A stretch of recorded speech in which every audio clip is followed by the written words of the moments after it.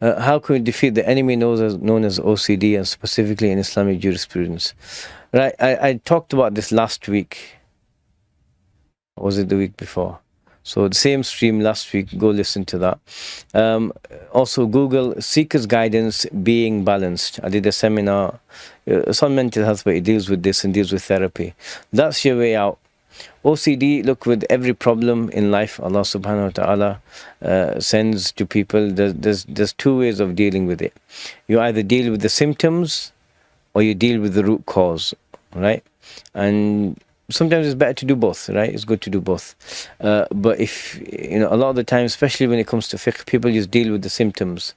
And, and what happens is that the problem just recurs. And like I said, in the answer, like, I've had questions, like literally emails, like, Tolstoy's War and Peace, really long, with 37,000 questions in it, right? I'm exaggerating, but it feels like that way. And I'll be honest with you, it's difficult. It's difficult. I mean, just reading it, and it's overwhelming for me. I have people constantly with these questions on Instagram, and it's hardest when they're like, well, what's your proof, brother? Where does it say this in the Quran and the Sunnah on top of the OCD, right? It's very hard. So here's the issue, right? Heal your OCD. Ma anzalallahu da'an illa anzala lahu shifa'an.